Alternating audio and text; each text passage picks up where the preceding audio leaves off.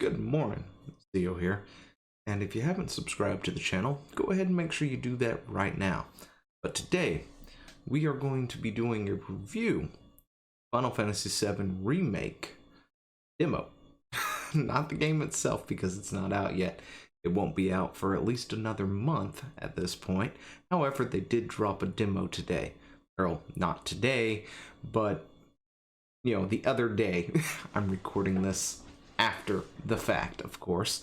But yeah, I do have some things to say about it. Not all of it is good, of course, because I do have some reservations still, especially from this demo. But yeah, I figured why not? Let's do a review on that. So let's get into it, shall we?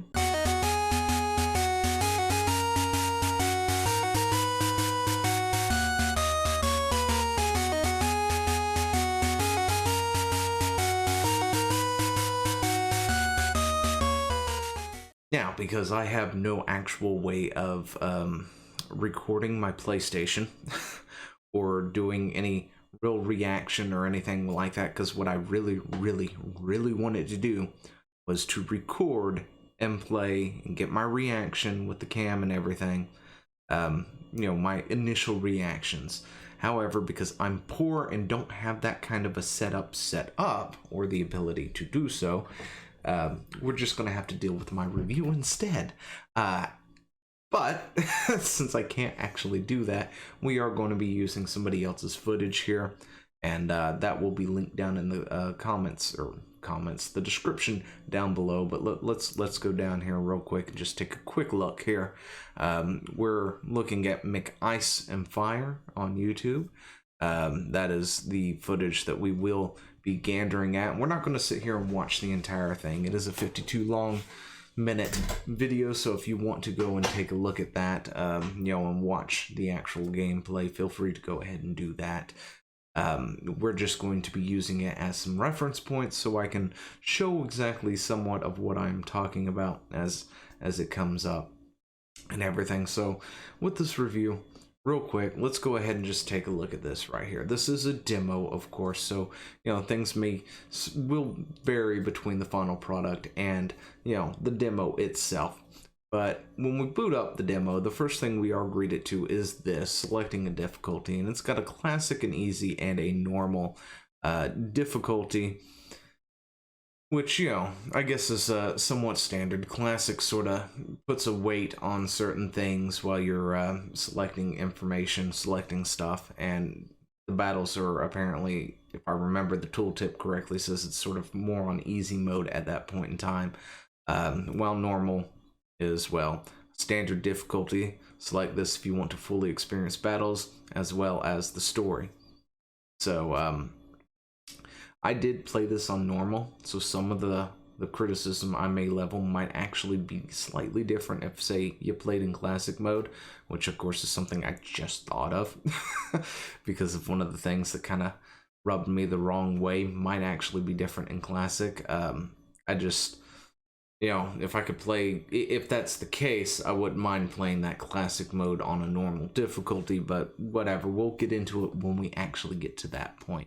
But the first thing I want to go ahead and get into is the graphics. You know, this game looks amazing. Squaresoft has outdone themselves, in my opinion, just looking at this beginning opening thing. And, you know, wow. You know, if you've played the original Final Fantasy VII, you're going to see a lot of things in this game that you normally, or you've seen before, but it's breathing more life into it. Just look at that. The level of detail on Aeris and things, just amazing. Not gonna lie, I mean, I'm still getting pretty giddy as I was when I sat down in the middle of my living room floor to play this. Not on the couch, not in a chair, just plopped down right in the center of the floor, booted this game up and played it. Yeah, they've definitely got it here, and the graphics, it looks great. If you're going to do an HD remake, this is what I'm talking about. They play this really great, and, you know, we get more to it than we did beforehand. You know, she walked out, and then it zooms out into the city. you get the train, you get the title card, you get the train, and eventually you get to where the mission officially starts, the game officially starts, and that's exactly what we are getting right here. And you know, between the old fans and the new fans that I'm sure will come out of this game, definitely going to do what it set out to do. But let's just take a moment, bask in these the visuals, just looking at it, see the title card for a second, and then we'll move on to the next part real quick. So should be any second now. But there it is, title card, Final Fantasy VII Remake. Yeah, definitely got it. Now the sound. Sound is something that I want to go ahead and toggle for a second, because the music, I think, is really great. How they've got it all set up. You know, just those iconic tunes that you've heard in the past, getting them redone, remastered, you know, reset up and everything. Just when this was coming in, I'm just like, and like the entire time just waiting for it to actually come in like it does in the actual game, and it does. It's pretty nice. We'll skip here to you know, the good part real quick. But yeah, you know, you get the train, Barrett, you got Biggs, Wedge, and Jesse off in the distance there, and you know, the way they've done that, really great. Love it. The game, of course, gets you in here, walks you through it real quick, how to do combat and stuff.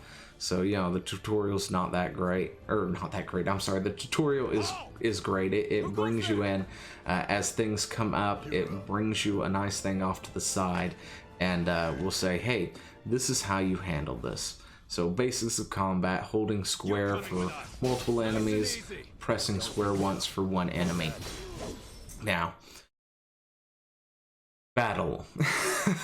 This is the one thing I do want to talk about for a second. You have the battles, right? When you look down here, you've got a command menu. All right, command menu is used with the X. You can dodge roll, sort of get out of the way using O, and you can open up the menu with a triangle, I believe, and interact with objects using triangle. And yeah, the battling, it's really fluid, to be totally honest. I do have some reservations with it, where I need to probably remap the buttons of the controller, and that's more of a me issue than it is on the game, as I kept wanting to use X to dodge a lot, which then of course prompted the command menu to come up when I didn't want the command menu to pop up, which caused me a lot of pains while playing the demo. That is more of a me problem than anything. As long as, you know, I can remap the controls a little bit, maybe move the command menu to O, and then bring that down to the X, and I probably will be just fine. Other than that, the battle does flow really well. You know, compared to, well, I'm not going to compare it to anything anyway, because I don't really have much to compare it to.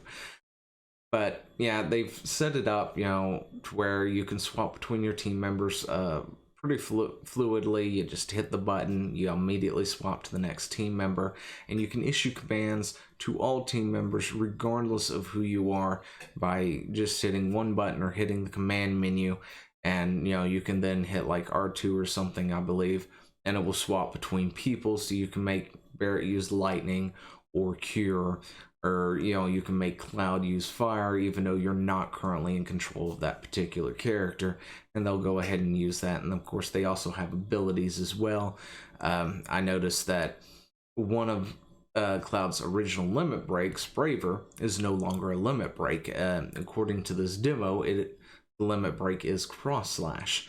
However, Braver is now an ability that can be used as the ATB bar gauge fills up, which is a little gauge that appears right under the name here, and it's got about 2 bars on it that will fill up, that you can then use an ability or a spell.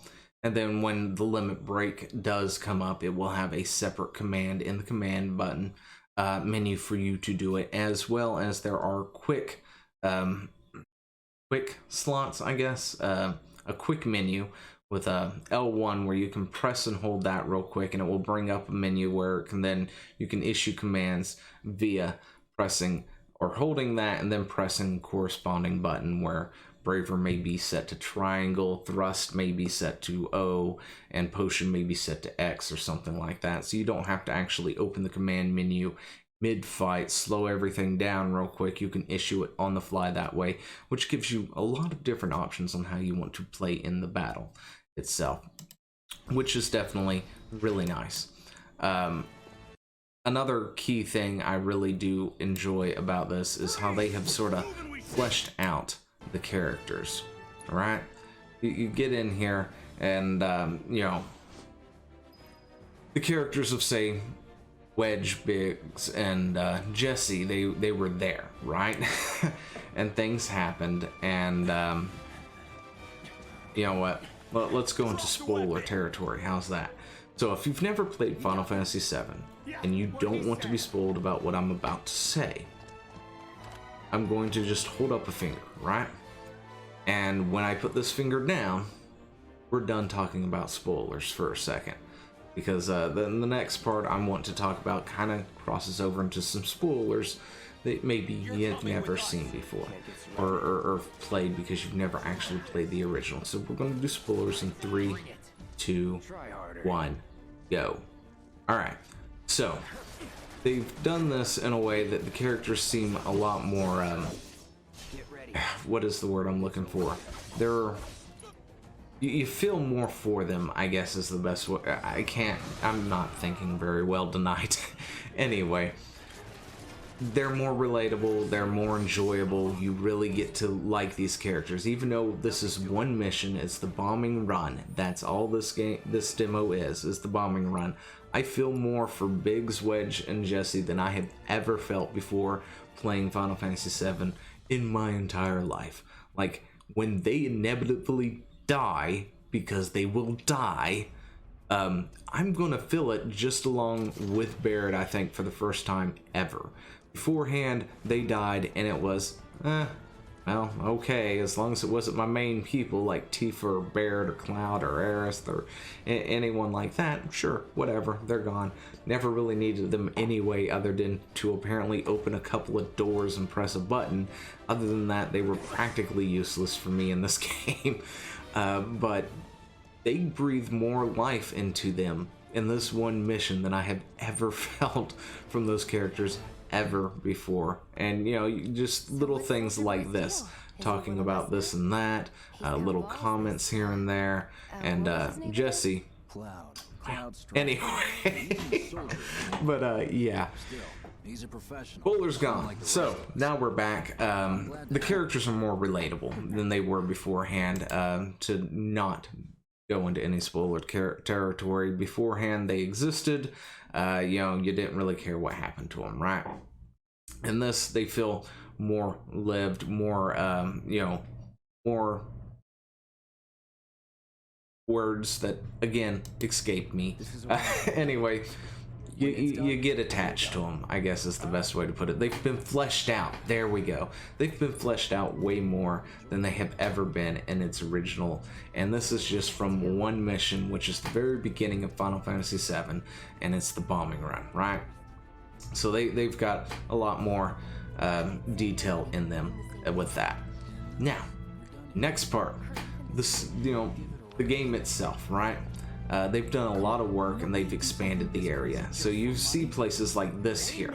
This is a scene from Final Fantasy VII that was kind of short, kind of sweet, to the point. They open the thing, and I honestly think that this scene itself has played a lot longer than the original scene actually does. They come up to the doors, they ask for your name, you then fill in your name, but since we're in the age of everybody speaking and stuff and, you know, being voice acted, your name is automatically selected for you as Cloud this time. You don't get a choice in that. But you know, other than that, you get to see a lot more. Like, there's a part with a laser grid that you've got to dodge lasers, right? somewhere in here. We will get to it. And that didn't exactly exist beforehand. I don't really remember having to dodge lasers anyway. I think I missed it somewhere. Anyway, there it is.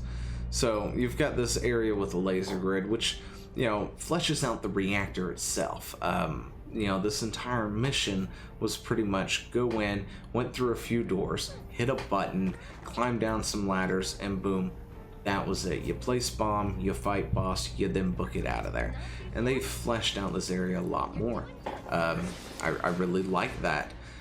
It gives a lot more, you know, detail to it, and I guess that just goes in with the, you know what, we're sitting here playing with the sound, so I hope I didn't just mess up this entire recording, because it's still going. Anyway, so yeah. Where was I? They fleshed out the reactor, which means, you know, if they fleshed that out, they fleshed out a lot more. And they've talked about being able to go to see things, go to places you never could beforehand, and having things more fleshed out than it was. And I think that's really great. That's really nice. Gives you more to explore, more to experience. And again, more, you know, more praise for that. It looks really good. They're working with the stagger mechanic, of course, with all this thing. You can lock onto an enemy, so when you stagger them, they take double the damage, which is pretty cool. And you know, the battles, of course, is a little hard to get used to, because I'm not used to it. I think near the end I was finally getting there, but yeah. I really do enjoy that. Now, here is a little bit of criticism that I don't like. All right. So there's a menu, right? You can go in, you can hit the menu. We're gonna pause this real quick because we can actually see the ATP gauge right here, because this is what we're gonna talk about. You can go into the menu like normal. You hit start, brings up the menu where you can see the character, you know, your party, look into items, materials, things like that, right? Like normal. Or start button, I'm sorry, it's the option button nowadays, if you didn't know what that was. But anyway, you go into the menu, right? You can see all this stuff, and from the menu you can do a lot of things. In old Final Fantasy VII, of course, you can go in, use items like potions, X potions, Phoenix Downs, ethers, use cure, cure all, whatever it is that you need to, you know, that would be like to heal up your party and things like that. I don't know if it's just because it's the demo or what, but you can't do that in this particular iteration of the game when out of combat. Now, I can understand opening the menu while in combat, you know, or something. You can't do that, right? You can just look at stats or whatever, and you can't really move anything around at the time, but there were many times I was out of combat, especially right before we got to setting the bomb, that I wanted to top off both Cloud and Barrett, because I was still having issues with the battle system and trying not to get hit, and then hitting the command buttons instead of dodge rolling or anything, because I couldn't get with the program on that one. And I wanted to heal up my guys real quick because they took a lot of damage. I knew that boss was coming, and I couldn't do it. Why? Because it seems to be linked to the ATB system, and I don't like that at all. The ability to use a potion or to use cure, something like that, should not be linked to that ATB system 24/7. I don't like that. If I'm not in combat, not actively in combat, I should be able to open up the menu, throw a couple potions on Barrett to top him off or whatever before going into whatever it is that we're going into. And I feel that that artificially increases the difficulty of the game in a way that it shouldn't. Now, in the final product, that might be different. In classic mode, that might be different. That's what I was talking about at the beginning. That might be something that is slightly different, that, you know, it isn't in, like, in the normal setting or whatever, which if that's the case, that might be the mode that I might find more comfortable playing in. Even though I rather would have the difficulty set at normal and not easy.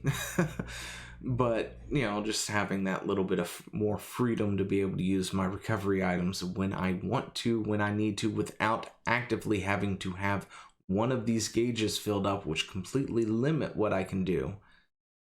I don't like that at all, because with this system, I can use potions a total of 4 times, providing I end a combat with both ATB gauges completely full and didn't use it.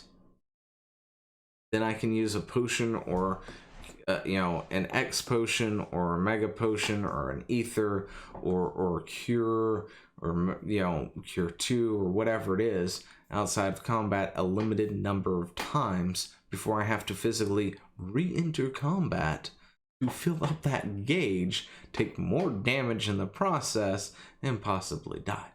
Now, one thing I did not get to test out is how Phoenix Downs work. I assume they work on the same principle, so if I'm out of combat, I'm not going to be able to use it unless I have an ATP gauge, or maybe Phoenix Downs are on a completely different system altogether. I did get a tough of Phoenix Down, however, nobody died in my playthrough, so I couldn't exactly test that out. So that is one thing that I will totally criticize the game for. Now, you know, having these nice little interactions between the people and stuff, again, fleshing out the characters like it wasn't, really do enjoy that. But yeah. But to be totally honest, I think that is pretty much all I've got to say on it. So far, the demo looks promising, right?